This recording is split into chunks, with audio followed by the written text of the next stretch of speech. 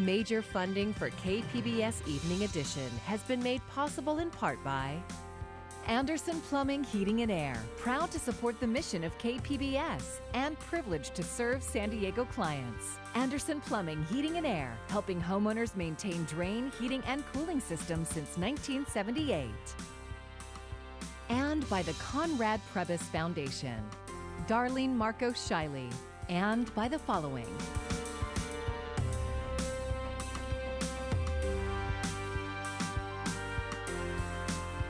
And by viewers like you. Thank you.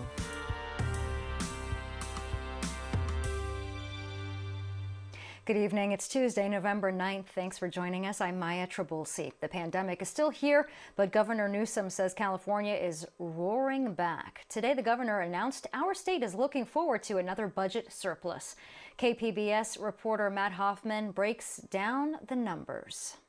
We are world-beating in terms of our economic growth. Speaking at the California Economic Summit, Governor Newsom says the Golden State has created the most jobs in the nation since the beginning of the year. Dominating in every category, fastest growing companies, the most influential companies of the world. Newsom says that, combined with an almost $80 billion budget surplus, has California well positioned to recover from the pandemic. And with new budget proposals coming soon, Newsom says the outlook is bright. You're going to have good news coming soon on next year's budget surplus as well. That allows us to do things unprecedented in California's history, and that's invest in you. This year's surplus allowed for higher tax rebates, money for childcare, and rounds of pandemic relief dollars, including stimulus checks.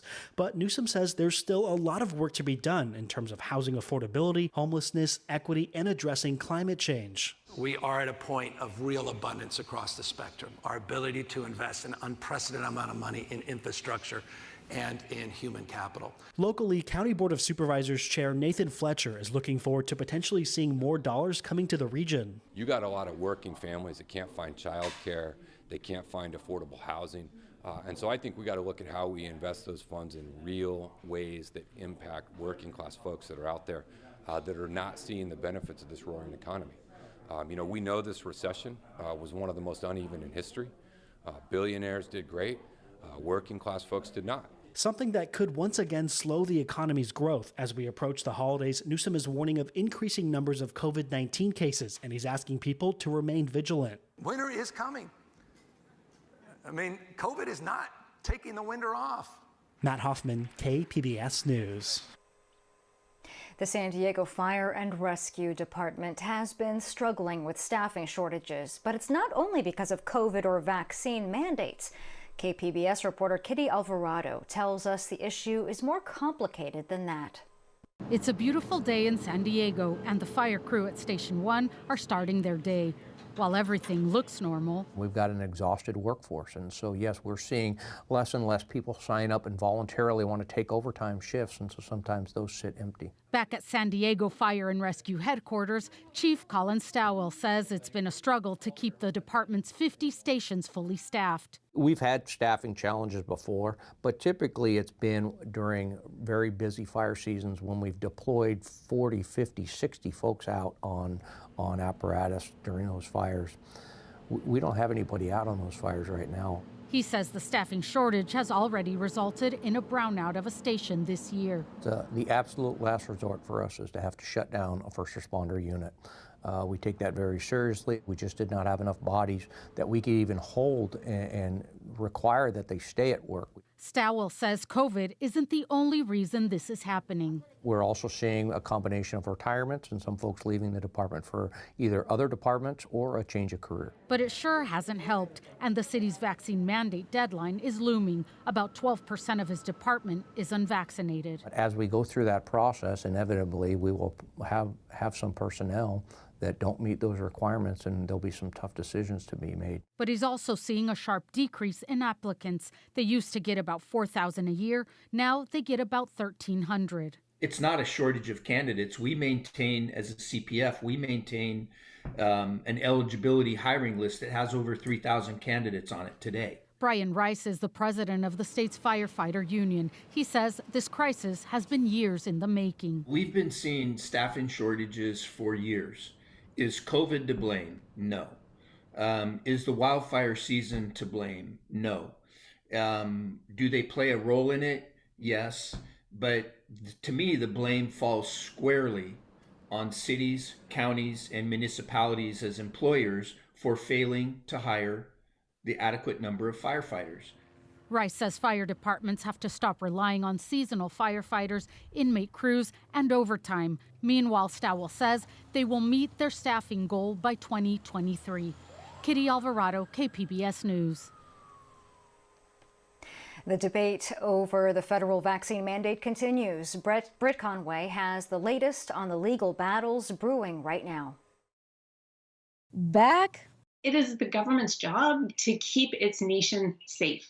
And forth. It may not be mandated by the President of the United States unilaterally. Or can it? The Biden administration has mandated millions of workers get vaccinated against COVID-19 by January 4th. But pushback is building. More than half of U.S. states are suing the administration now, including Louisiana, Mississippi, South Carolina, and Utah, along with a number of businesses who asked the court to block the mandate, saying it constituted federal overreach and risked negatively impacting the workforce. A federal appeals court agreed, temporarily blocking the mandate over the weekend. But the Department of Justice wants it lifted, saying these states and businesses haven't shown that their claimed injuries outweigh the harm of staying a standard that will save thousands of lives and prevent hundreds of thousands of hospitalizations. The White House is confident in its legal authority here. If OSHA can tell people to wear a hard hat on the job, to be careful on chemicals, it can put in place these simple measures to keep our workers safe. The Fifth Circuit Court of Appeals promises to expedite the case, but there's been no clarification on whether this would have a nationwide effect. I'm Britt Conway reporting. The Biden administration today announced new actions to alleviate supply chain issues at U.S. ports. It's part of the newly passed but not yet signed bipartisan infrastructure bill. The plan includes, among other things, new construction projects for coastal navigation, inland waterways, and land ports of entry. It will also include flexibility for port grants through the Department of Transportation to solve supply chain disruptions. Today, Naval Base San Diego unveiled a new facility aimed at making the Navy more resilient to the supply chain crisis. The new supply center is one of several opening throughout California. The Navy is using it to stock tools and supplies that will be used on industrial projects. It's built to withstand some disruptions, but the disruptions are happening all over the world at different times for different lengths. In this case, it is not built to withstand that. There's also a supply center being opened at Naval Base Coronado. The Navy says it could open more of these throughout the region in the future. Since the pandemic started, many people have relied on local food banks to help feed their families. But now food banks are facing a crisis of their own. KPBS reporter Melissa May tells us it's because food prices are going up. We're seeing food prices skyrocket here. It's just really shocking how fast prices have risen. Chris Carter is the Vice President of Development and Communications for the Jacobson Cushman San Diego Food Bank. A lot of families are still recovering from the financial impacts of the pandemic. They have high levels of household debt that's going to take a long time to pay off. And we now have food price inflation at a 13-year high. Compared to 2020, the Consumer Price Index for all food has increased an average of 3%. Carter describes how the food bank purchases their produce. We purchase produce on the wholesale food market. The price of that and other goods per pound has gone up from 12 cents per pound to around 18 cents per pound. So that's a 50% increase in the price of food. With the upcoming holiday season, the food bank has had to allot more money to be able to help families. For the holidays, we normally spend about $100,000 on the purchase of turkeys. This year, we're having to spend double that, $200,000 on the purchase of turkeys. And that's not actually going to yield any more turkeys than last year. That's just so that we can maintain the same amount of supply that we received last year. Unfortunately, food prices may continue to rise. We're being told that times are tough now, just wait, it's going to get tougher because the drought is going to be impacting the harvest and the crops and what we're expecting to come through the pipeline. Carter says the community can help. We really need support now, especially with food prices going up so much, for the community to donate more food with a physical food drive. But we also have virtual food drive technology, so you can donate from the comfort of your computer. The food bank currently helps around 550,000 people a month, and every dollar donated provides 5 meals to someone in need. Melissa May, KPBS News. We've seen surges of all kinds over the last few months. Another thing that is surging is debt. It has reached record levels, with Americans owing more now than ever before. The Federal Reserve Bank of New York says debt has climbed to $15.24 trillion between July and September. That is 1.9% higher than the 3 months prior to that. Mortgage balances make up the largest part of household debt. San Diego Mayor Todd Gloria is proposing the city divest from fossil fuel companies by the end of the year. The policy will go before the city council next week. If it passes, any assets the city holds in fossil fuels, including $17 million in Chevron holdings, will be removed. It would also ban future investment in coal, petroleum, and natural gas companies. Gloria is in Scotland attending COP26 UN Climate Change Conference. The Environmental Protection Agency's vision to stop most transboundary sewage flows is being praised by San Diego clean water advocates. However, as KPBS environment reporter Eric Anderson explains, less than half of the plan is paid for.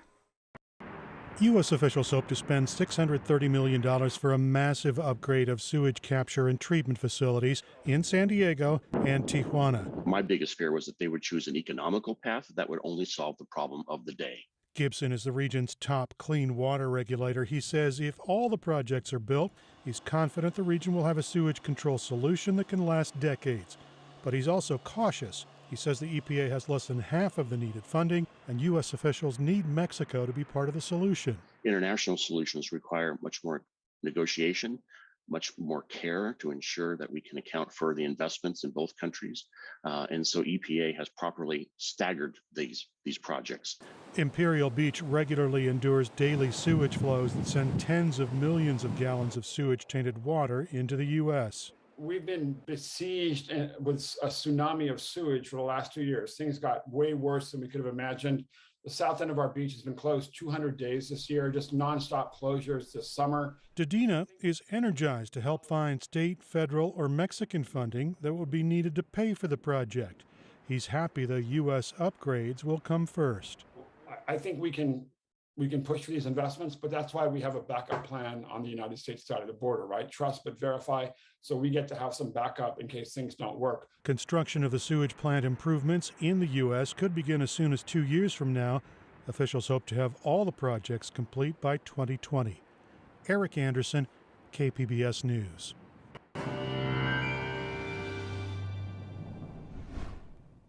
High pressure takes control here across the Southwest over the next several days. We're going to see offshore flow return, and that means warmer temperatures over the next couple of days. In fact, significantly warmer than average for this time of year. And there is a risk for elevated wildfire danger moving forward, too. So we'll continue to watch that over the next couple of days. Moving into tonight, temperatures dropping off into the low 50s for you in Escondido and Oceanside, 47 in Ramona.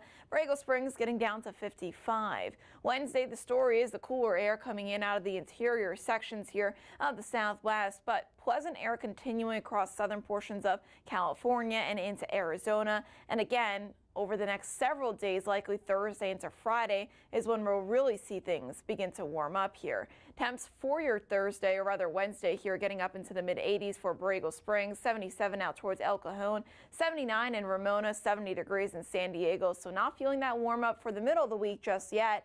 But then Thursday into Friday, that offshore flow really picks up here. It's looking dry, no rain in the forecast. And again, the greatest warming will likely be for us in San Diego and areas just a little bit further inland from the coast. Temperatures go from 70 on Wednesday into the low 80s Thursday, Friday, Saturday. After that, we'll take a little bit of a fall back into the upper 70s, but there's plenty of sunshine in the forecast. Further inland, we go from the 70s to the 90s Thursday, Friday, and Saturday. Again, plenty of sunshine, no rain in the forecast. Beautiful forecast for those who are looking for a nice little warm up as a treat. In the mountains, we go from the upper 50s to the low 60s Thursday, Friday, and Saturday. So slight warm up, but not quite as dramatic as elsewhere. And in the deserts too, we'll see a little bit of a warm up from the mid 80s to the 90s from Friday, Saturday, and into Sunday. For KPBS News, I'm meteorologist Jessica Pash. A recent settlement with the Navy and Marines may help thousands of veterans with less than honorable discharges. KPBS military reporter Steve Walsh says right now they are denied VA benefits and face homelessness. In recent years, thousands of veterans have been kicked out of the military for misconduct, even though many of them can document that they had PTSD or a brain injury or even sexual trauma from their time in the service. Brandon Baum is with the Veterans Law Project at Yale. We've been dealing with the fallout of the Iraq and Afghanistan war in terms of mental health for almost 2 decades now. And I think we've made some progress, but that progress has not been nearly enough. And I think, we hope that the settlement achieved here is something that will help. Yale recently won a class action lawsuit against the Navy and Marines to make it easier for service members who suffer with the hidden wounds of war to upgrade their discharges. Around 15% of veterans of the wars in Iraq and Afghanistan have less than honorable discharges. And that is a number that's over double the rate from Vietnam. The price of an other than honorable discharge can last a lifetime.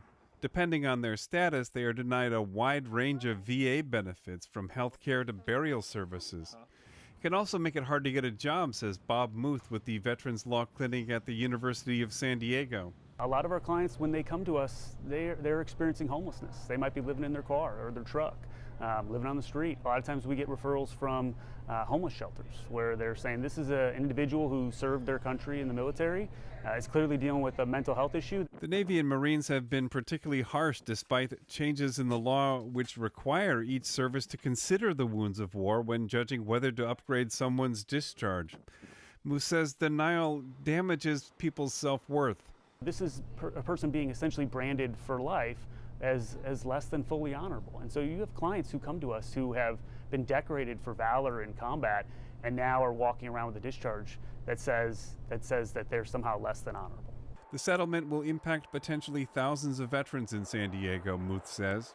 Brandon Baum says the Yale class action suit will require the Navy to automatically review some cases denied in the past. It will also change the process so veterans can speak directly to the board hearing their case via video conference. Under the old system, they would have to fly to Washington to be heard. Those veterans who actually have been able to appear in person before the boards have had a much higher success rate than veterans who have solely done documentary review, which means they just submit evidence and a written application. Yale won a similar class action against the Army and is about to file another suit against the U.S. Air Force. Steve Walsh, KPBS News. One day, NASA will use the Orion spacecraft to take humans back to the moon and eventually to Mars.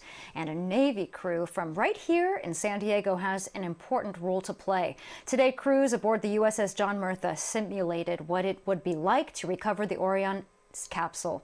The mock capsule weighs in at 18,000 pounds. The real one will be at least 22,000 pounds. The ship's commanding officer says the two-day exercise was a great experience for his crew. We've been worked really hard in the Navy. We do a lot of missions, but for the crew to have this opportunity to do something special with NASA and for the country has been a true blessing for them.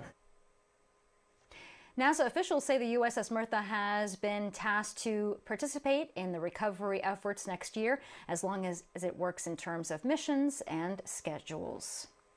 The city of San Diego wants electric scooter companies to take responsibility for scooters that are left scattered across sidewalks and in harm's way of pedestrians. KPBS reporter Alexandra Rangel explains the latest lawsuit filed by the city.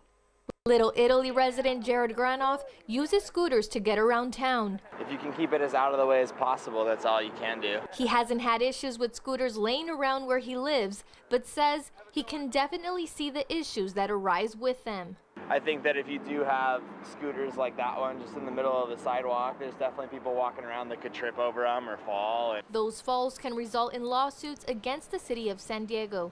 Scooter companies who have operating agreements with the city are required to compensate the city against any damages and cover litigation costs in relation to dockless scooters. But City Attorney Mara Elliott says companies like Bird and Lyft are not protecting the city in those suits, so now the city is suing the companies.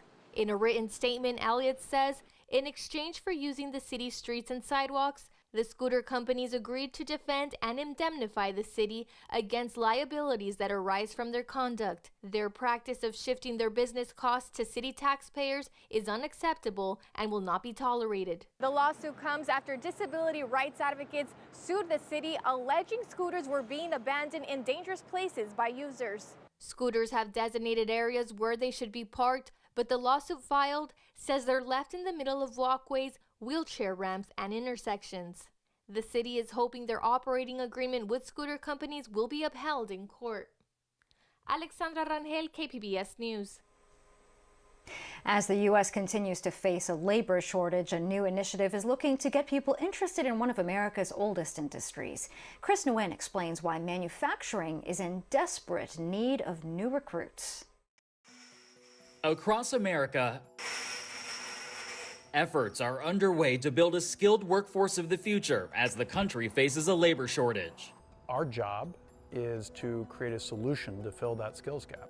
That's why the National Association of Manufacturers and its nonprofit workforce development and education partner, the Manufacturing Institute, have launched a nationwide campaign called Creators Wanted, which includes multiple tour stops and online learning, all aimed at encouraging young Americans to explore careers in modern manufacturing.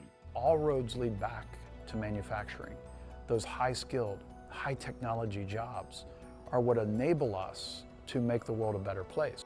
A study by Deloitte and the Manufacturing Institute found that the manufacturing skills gap in the U.S. could result in more than 2 million unfilled jobs by 2030 and potentially cost the economy up to $1 trillion. We should definitely be going around with them in a very systematic manner to build up the skill level of workforce to compete, and other countries are doing that.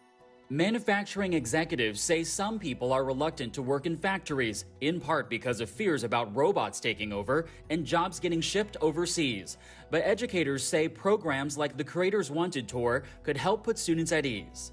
Young people can engage in those hands-on experiences to teach them and to expose them to the various careers that exist within any profession. A chance for some of our nation's youth to consider jobs that they never knew could be theirs. Manufacturing is more than what everyone thinks it is. Tymir Lohman recently took part in the tour and plans to eventually start his own clothing line. It gave me a different look on everything. It gives me something that I can think about for the rest of my life with my business or any other business. Providing students with skills that could help them succeed in the 21st century. In Washington, I'm Chris Nguyen. Thanksgiving travel might look a lot like it did pre-pandemic. AAA says more than 53 million people are expected to travel for the holiday. That's a 13% increase from last year and only 5% below the 2019 level.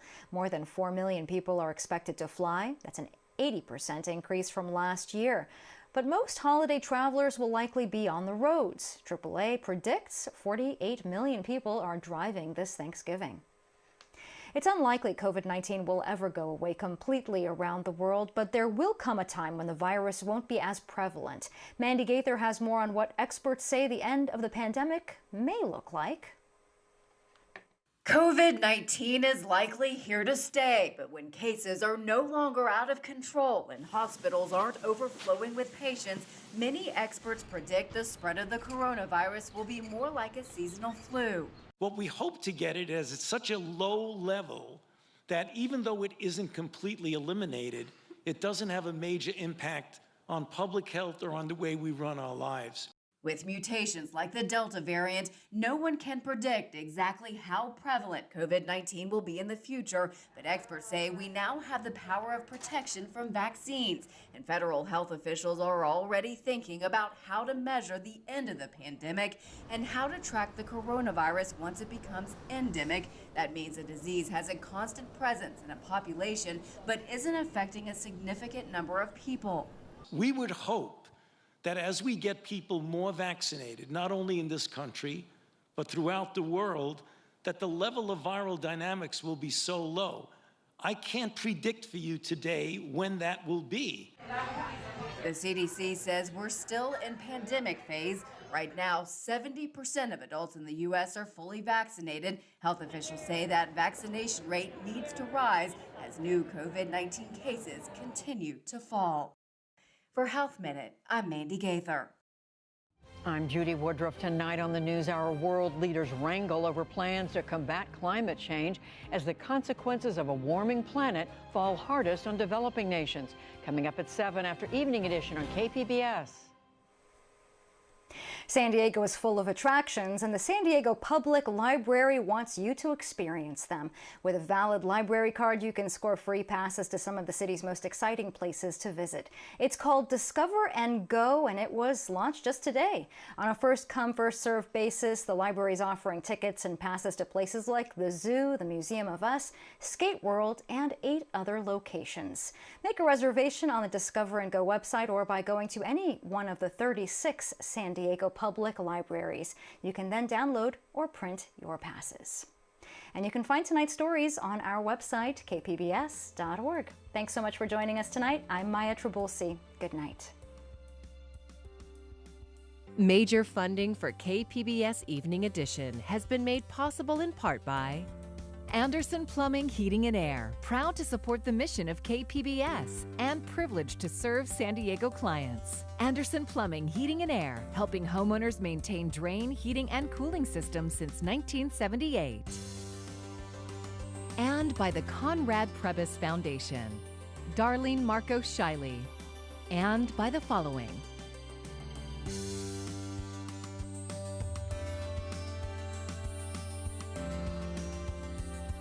and by viewers like you. Thank you.